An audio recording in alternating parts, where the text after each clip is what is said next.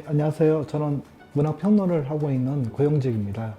예, 저도 남들이 중년이라고 하더라고요. 신중년이라고. 이게 신중년이라 말은 최근에 와서 부각이 좀 단어죠.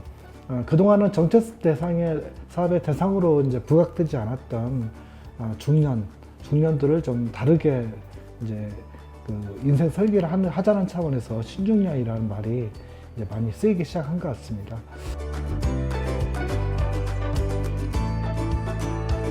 중요하게 신중년을 대상으로 한 어떤 프로그램 설계할 때 중요한 키워드로 제가 이 멋이라는 단어를 제시했었습니다. 그래서 이 프로그램 제목도 제멋대로 내 안에 본래의 어떤 멋을 좀 찾아가자, 이런 의미로 제멋대로 학교라는 그 네이밍도 했었고요.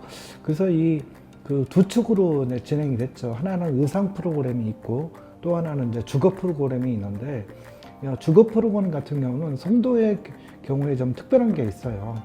이게 이 프로그램이 진행했던 장소가 송도 이동인데, 송도 이동 같은 경우는 100% 주거 형태가 아파트 형태로 돼 있어요. 오로지 아파트로만 이루어진 이 주거 공간에서 어떻게 나다운 공간, 나를 위한 공간, 이런 것들을 찾아가면서 내 안에 있는 그 멋을 좀 이렇게 발휘할 수 있을까, 이게 좀 프로그램의 주요 포인트였고요.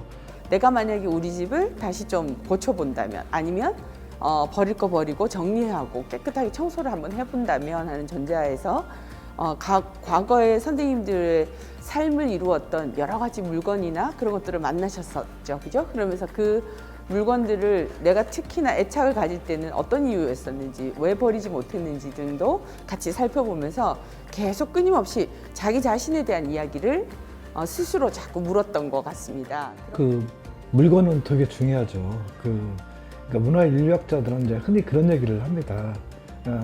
당신이 먹는 음식이 바로 당신 자신이다, 이런 말을 하는데요.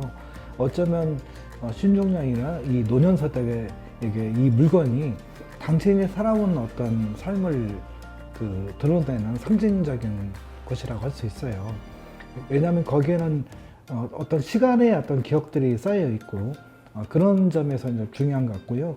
저는 이 연수구 문화재단에서 진행했던 이 주거 프로그램 같은 게 중요한 의미를 갖는 게, 무엇보다도 이 공간의 주인공은 나야 라고 하는 이런 생각이 중요하고, 내가 안전하다고 느낄 수 있는 공간, 안심할 수 있는 공간, 그런 공간을 어떻게 디자인하면서 내 삶을 좀 멋있게 살아갈 것인가. 아마 우리 선생님들께서 여기에서만큼은 굉장히 자신의 얘기를 많이 하셨어요. 기억나세요? 그쵸? 어디 가서 이렇게 모르는 타인들에게 내 이야기, 내 공간에 관한 이야기, 이런 얘기들을 이렇게 오래도록 할 수 있는 기회들이 별로 많지 않겠죠. 그죠? 그런 의미에서라도 아마 이 프로그램을 하시면서 자신을 정말 이해하고 자기를 들여다보는 그런 시간들이 되셨을 거라고 생각이 드는데, 남들 앞에서 자기의 어떤 이야기를 한다는 게 상당히 용기가 필요합니다. 많은 경우에 신중년들은 남들 앞에서 센 척하고, 또 이 경쟁 사회를 살다 보니까 센 척하지 않으면 어려운 삶의 조건이었죠. 그래서 강한 모습을 보이려고 하는 게 우리 속성인 것 같아요. 그런 점에서 남들 앞에서 자기 이야기, 그때 자기 이야기는 좀 부끄러운 이야기, 좀 속된 말로 하면 쪽팔린 이야기라든가, 그런 얘기를 할 줄 아는 게 진정한 이제 이야기라고 할 수 있고요. 당신의 이야기는 무엇입니까? 이것은 자기 자신을 어떤 서사성, 선생님도 이제 수업 중에 자기 서사에 대한 이야기를 강조하시고, 우리가 큐브 속 개구리가 아니라 다른 어떤 세상을 들여다볼 수 있는 그 용기에 대해서 강조를 하신 것 같은데요. 그런 측면에서 보자면 자기 이야기, 그때 자기 이야기는 잘 나갔던 이야기도 있지만 부끄러웠던 이야기, 실패했던 이야기, 요즘 10대 애들 말로 하면 개망했던 이야기, 이런 것들을 남들 앞에서 할 줄 아는 사람은 상당히 용기가 있는 사람이고, 더 이상 과거의 어떤 그런 그늘로부터 좌우되지 않는 그런 강한 내면의 어떤 야성성을 발휘할 수 있는 사람이라고 할 수 있겠습니다. 나다움을 찾는 방법들을 어떤 선생님은 자기 자신의 모습을 통해서, 어떤 분은 타인과 나누는 삶 안에서 또 나라는 사람을 발견하고 싶고 그런 마음으로 이제 확장이 되신 거죠. 그죠? 그러니까 이건 뭐 어떤 정도의 깊이가 있는 것도 아니고 고저가 있는 것도 아닙니다. 그죠? 완전히 계속 말씀드렸지만 1인칭의 각자의 내러티브 안에서 나를 세우고 나를 바라보는 작업들이기 때문에 전 뭐 생애자는 문화예술 학교가 이런 프로그램이 어떤 만병통치약은 건 아니라고 생각합니다만 어떤 문화적인 기획과 예술적인 개입을 통해서 내 딱딱했던 어떤 이 마음을 좀 이렇게 부드럽게 풀어주고 또 살던 대로의 감성에서 벗어날 수 있는 이 작은 용기 이를 심어주는 프로그램이었으면 좋겠어요. 근데 많은 경우에 신중년들은 이제 그 살던 대로의 관성에서 잘 벗어나지 못해요. 이 우리 삶이라는 게 되게 그렇지 않습니까? 이게 9시에 출근해서 6시까지 근무하고 또 야근하고 이런 궤도를 이렇게 돌리지 않습니까? 근데 신중년 대상의 생애자는 문화예술 학교는 9to6 야근하고 이런 궤도, 상투적인 궤도를 좀 다르게 돌릴 수 있는 그 어떤 프로그램. 나를 알게 되고 알기 위해서 어떻게 하고 싶어져요? 자꾸 묻게 되고 스스로에게, 그죠? 묻게 되고 내가 뭘 좋아하는지, 내가 예전에 나는 어떤 사람이었는지 뭐 등등등 스스로에게 관심과 사랑과 질문이 자꾸 늘어나기 시작합니다. 맞습니까? 그게 전부 주의를 기울이는 과정인 거죠. 그죠? 그렇게 주의를 기울이고 나면 그 다음에는 어떻게 돼요? 아하, 내가 이런 사람이었구나. 내지는 아하, 내가 이런 걸 추구하던 사람이구나. 이런 부분에서 내가 나를 힘들게 하고 있었구나. 등등등 자각을 하는 순간들이 오는 거죠. 그죠? 이런 프로그램을 위해서는 지난 3년 동안 이제 문체부와 교육진흥원이 손을 잡고 광역문화재단, 기초문화재단하고 현장에서 다양한 이제 실험들을 해왔습니다만 그럼에도 불구하고 제가 이제 돌아보면 아직은 좀 역부족이다. 더 많은 그 상상력도 필요하고 더 많은 고민도 필요하고 더 많은 재미있는 시도. 전 재밌게 하는 게 중요하다고 생각이 들어요. 재미없으면 안 되죠. 이 재미의 의미를 이 프로그램 과정 속에서 어떻게 녹여낼 것인지 이런 점은 좀 고민이 듭니다.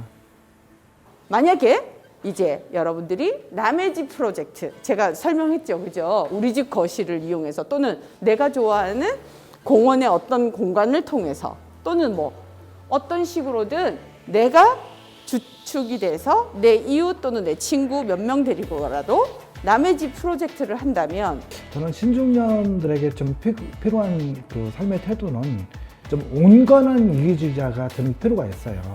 좀 먼저 어떤 나를 위한 좀 이기주의자, 그게 이제 나쁜 의미로 이기주의자가 아니라 다른 사람에게 조금 더 관대하고 자기 자신에게도 조금 더 관대할 수 있는 그 온건한 이기주의자가 되는 게 좀 중요한 것 같고요. 이 당신이 옳다를 굉장히 중요한 말이라고 생각을 하거든요. 그러니까 그게 어떤 감정이고 어떤 마음이건 간에 올라오는 그 마음은 그 마음 자체로는 옳습니다.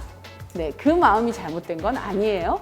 다만 그 옳다라고 공감해주는 이 누군가를 우선은 내가 나 자신한테 먼저. 아무리 나이가 들어도 육체는 예전보다 쇠락할 수 있지만 육체의 기능은 이 마음은 어린아이 마음으로 좀 들어가고 늘 호기심을 갖고 뭔가 갈망하는 삶을 살 필요가 있고요. 그러려면 그 장애물들이 참 많아요. 현실에는 그런 유혹들에 대해서 아까 모두에 말씀드린 것처럼 악마는 항상 친숙한 사람의 얼굴로 나타난다. 이 점을 좀 생각하면서 좀 온건한 이기주의자의 길을 걸어가려고 하는 그런 작은 용기를 발휘하시기를 좀 저는 바랍니다. 자기 집 방문을 열고 문을 열고 밖으로 나가서 사람들을 만나야 됩니다.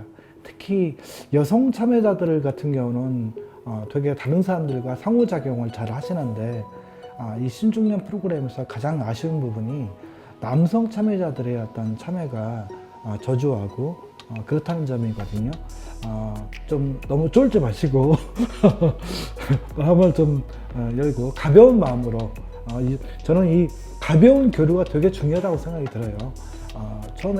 처음에는 가벼운 마음으로 이렇게 참여를 했지만 빠지지 않고 참여하시다 보면 이게 어떤 것들이 새로운 것들이 이제 발견하게 되는 순간이 있거든요.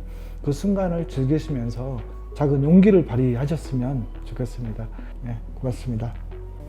그 공간에 대한 생각을 하다 보니까 전에는 그 어떤 일 중심으로 제가 썼다고 한다면 공간이 나에게 굉장한 그런 쉼과 위안을 줘야 하는 공간이기 때문에 또 제가 다시 그 공간을 좀 더 깨끗하게 치우고 다시 좀 의미를 부여해야 하는 공간으로 계속 생각하고 그런 시간들을 좀 투자했던 것 같아요.